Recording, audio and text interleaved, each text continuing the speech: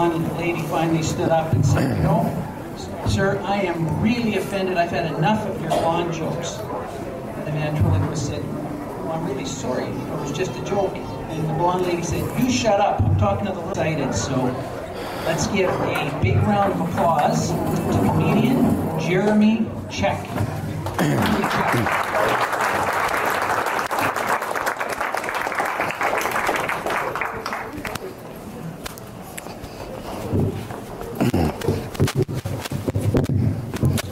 Hi, I'm Jeremy. I work here in Thunder Bay for about 18 months now, and before I moved here, I was living in Toronto. I moved here about July 2007, and at that time, over here? Okay, here we go. So yeah, I moved here back in August or July 2007, and at the time my seasonal allergies were pretty bad, and like I was sneezing and blowing my nose a lot, and I was just moving into this new place with my friend Brian, a very kind and sensitive person, who decided to start calling me Big Sniffles. And it was a nickname which I kind of half-heartedly embraced, but what I've realized is having an alias can be a good thing, because if something goes wrong, he will take the fall. No one's had to take the fall yet. Anyway, so after that, we were living in this new place. I went to school, finished school, and I'm at the Lakehead University Library when I observed a man, probably in his early 30s, approached the library front desk, and he said, "Hi, I'd like to speak to the head librarian." And I couldn't believe it. Like, I never heard anyone ever say that before. And I thought, wow, this is a once-in-a-lifetime experience for sure. Just to hear those words, "Hi, I'd like to speak to Dewey Decimal." Like, he didn't say that, but it was amazing. Like, it was a good dream for me, and a not so good dream for him necessarily. I don't know if he's been a librarian before. I hope it's not a boring job. I'm not sure. But yeah, around that time I was looking for a job. I was also at the grocery store looking for some high-quality lathering bar soap, and I was looking in the aisles, and this Jope Happy Time soap jumped out at me. Not like literally, but verbally, as it brought back memories of happy times spent alone in the shower, trying to get all the hair off the bar of soap. It's so difficult. I don't know. So basically, I'm looking at this soap, and I just had to buy it. I've never seen orange blossom scented bamboo milk soap before. The thing is, it wasn't really that much different than a normal soap. I was a little bit disappointed. And the name Happy Time, it really seemed Japanese to me. And aside from being small and as white as rice, it didn't really seem that Japanese. But the thing is, I'm okay with it now. I mean, I've moved on. Like, physically, I'm definitely okay. But mentally, I often find myself wishing for happier times.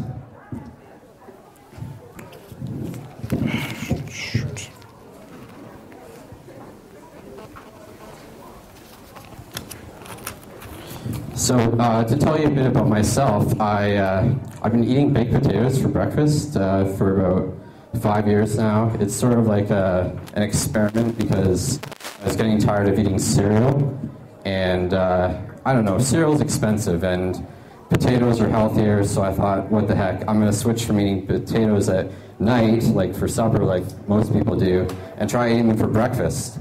And I don't know, I don't even know why I keep doing it. Like, I'm starving by lunchtime, because I just eat baked potatoes for breakfast, nothing else, just butter, microwave them, they're ready in 10 minutes. Sometimes I wonder if I just eat them so that I can tell people that I eat them, like, if someone approaches me at work, like I don't just bring it up because that'd be kind of weird. But you know, I'm in the kitchen and someone offers me something to eat in the morning, and I say, "Oh no, sorry, I'm full. I've already had some potatoes." And they look at me like, "Are you serious?" Like, "Yes, I eat baked potatoes for breakfast." And a lot of people, especially the women, I find, they just don't believe me. They think I'm joking, which is fine because I guess that's what I'm aiming for. I don't know. So while I was applying for jobs, I was getting a bit annoyed because I wasn't getting much results. I applied literally to over 200 jobs, like by email, and I was getting like nowhere. Well, I was getting tons of emails back from RIM, Research in Motion. Everyone probably knows about them. I don't know how many emails I got back from them saying I didn't get the job. They've got a great email system. Anyways, so I was getting pretty discouraged, and I decided, okay, well, every company that turns me down is I'm somehow turning their company name into a joke because I don't know, I got to do something. So that's what I did. You know, the good thing about making fun of a company is you don't have to worry about hurting anyone's feelings, right? And a lot of the stuff that I talk about is jokes about myself, because aside from walking into a bar, I don't have to worry about making myself cry either. So, there's quite a few companies that are pretty easy to poke fun at, like local companies like Bombardier. Bombardier, like, it sounds like a bomb. It's going to explode. Huawei, this company, this cell phone company, Huawei, Huawei, like they want me to do sales. I can't even pronounce their name. Come on. Research in Motion, RIM. RIM, it's the dirty part of a glass. Their best product, the blackberry, is named after a fruit. I've got news for you. Fruit expires. Let's see. Honeywell. Honeywell is like a married man's excuse. Like, I go to the grocery store, well, I'm not married, but I say someone goes to the grocery store and buys 100 hamburgers because they're on sale. And, you know, I come back to my wife and I say, you know, it's just 100 hamburgers. Honey, well, it's just 100 hamburgers. We'll eat them in a couple of months. Come on. So, one of the things I do in my free time is I try to write jokes. Usually, I'm successful. I'm usually the one that laughs the most. One of the saddest stories that I tell myself is that I'm one of the only people in the world that can make myself laugh. And so what I need a purpose for what I'm doing. So sometimes I have to create my own purpose.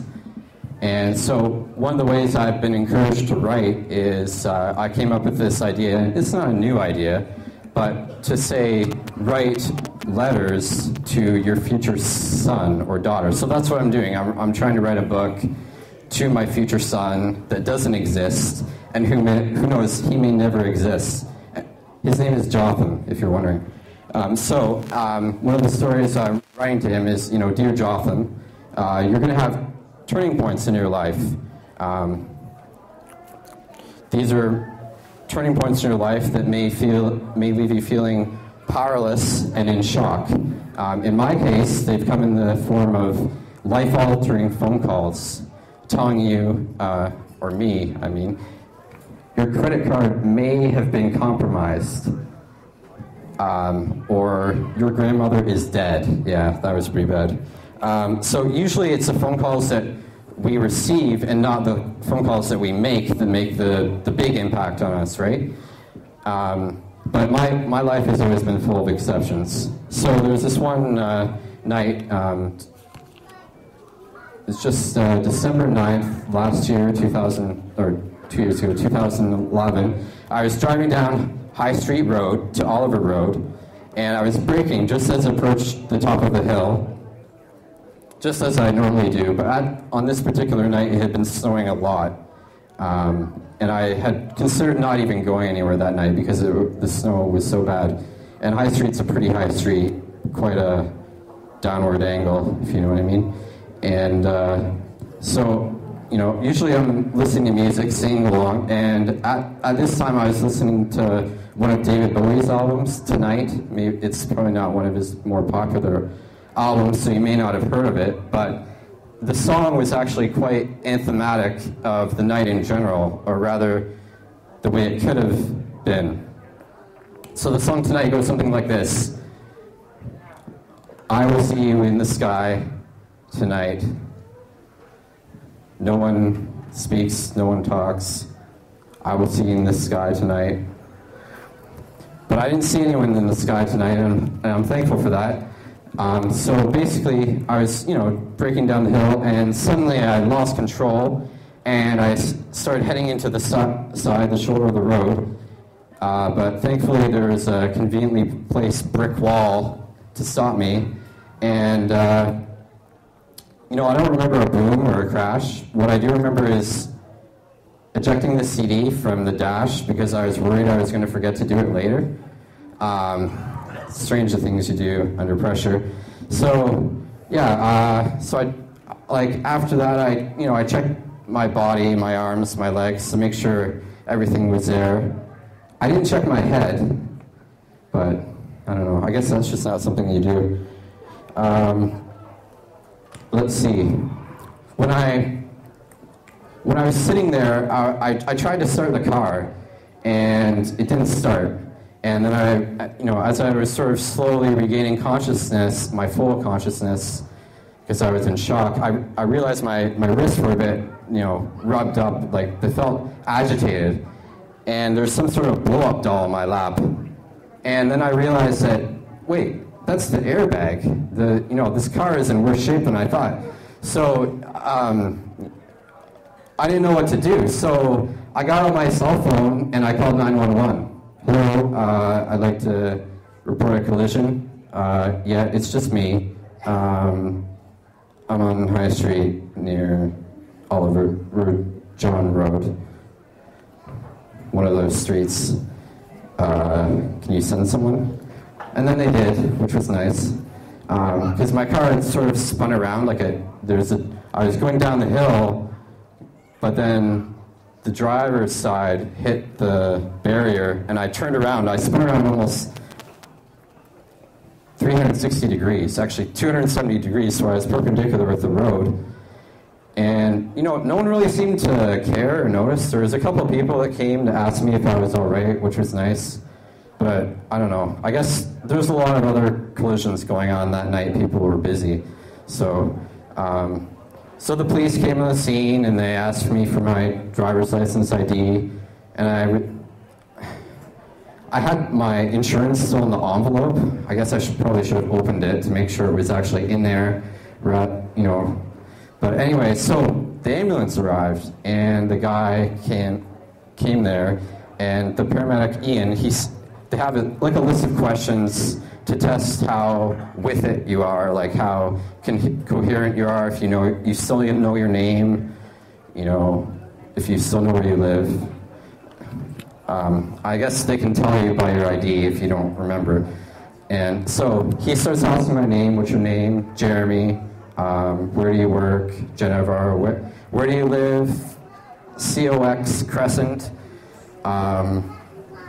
So he asked me these questions, and after our conversation, which was pretty brief, he said, to be honest, Jeremy, you seem kind of out of it. And I didn't know what to say at that point. Like, it was a little bit annoying because, I don't know, just the whole situation, I was in shock, and it's because people say that to me all the time. Like, when I'm in the grocery store, I'm looking for something, looking around, and like one of the workers will come up to me and say, "Oh, excuse me, sir, are you okay? Do you need any help finding anything? You look lost." Like complete strangers come up to me and ask me if I'm lost. So I said, "Okay, I'll go with you, right?" So I get in the ambulance, and the standard procedure, they take your blood pressure, and they take a little prick off your finger to get some blood, just to make sure you're all right.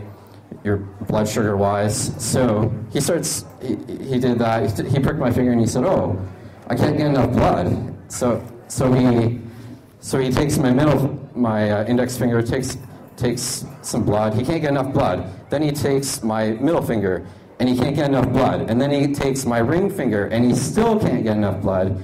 And I'm not sure if he got to my right hand or not, but he kind of gave up and he said, just wrap your hands in this jacket to try and warm them up, because I guess your circulation isn't very good.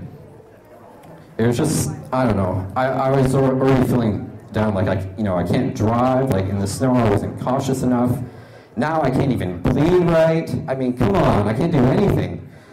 So, yeah, we got to the hospital waiting for the doctor, and it's this intern doctor, and she's listening to my heartbeat and everything, and she asked me to lie down and put her stethoscope on my heart, and I guess I was like sucking in or something, or flexing, and she noticed, and she said, oh, just relax, and that was kind of embarrassing.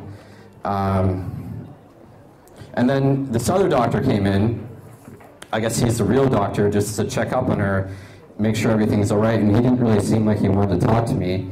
But I don't have a family doctor, so I thought, this is a good opportunity to sort of try and ask a question at the same time, because I have this other condition, which I sort of self-diagnosed, but I looked it up on the internet, and apparently it is real, where you subconsciously swallow air and you burp, and I call it CBS, so chronic belching syndrome. So I seriously asked the doctor, like, have you ever heard of CBS? And he said no, like, I haven't heard of it. And then he just ignored me.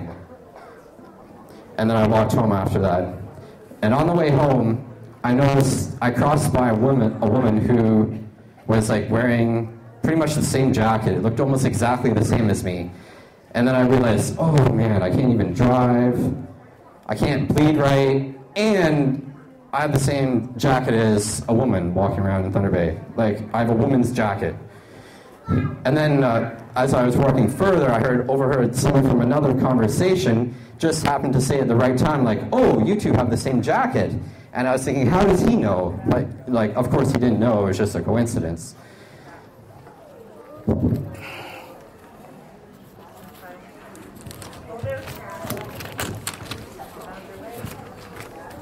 So, there's a lot of other things that I've written, things I've thought about that probably most people wouldn't thought about. Like, everyone dreams about being someone else, right? I mean, we all have people we aspire to, people we want to meet, like Dolly Parton, or I don't even know who I want to meet. I can't think of a person, but anyways, so I kind of think outside the box. So I don't like just limit myself to human beings. So I was thinking, what would it be like to be a rock? Like to be one of those rocks outside? Because I was thinking, if I could be a rock for one day, maybe it wouldn't be such a bad thing. Because in a lot of ways, rocks have it better than us. Because, I mean, just think about it.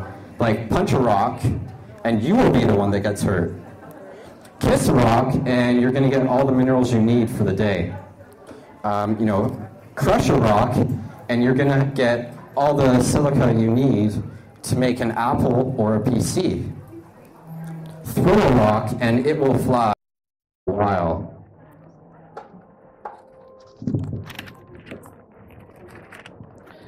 And one of the things that I've noticed is the hardest kind of jokes to write are the one-liners, the really short jokes that everyone either hates or likes. And a lot of them are groaners, like ones that you wouldn't laugh out loud, right?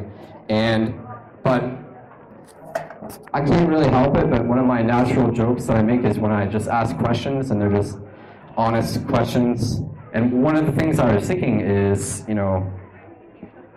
honestly, how many animals are out of a job because of fake fur? And one other one, watermelon is basically the camel of fruit. The first step to making sense is getting a job. And playing baseball is a lot like working at a call center. sometimes there's a lot of bad calls.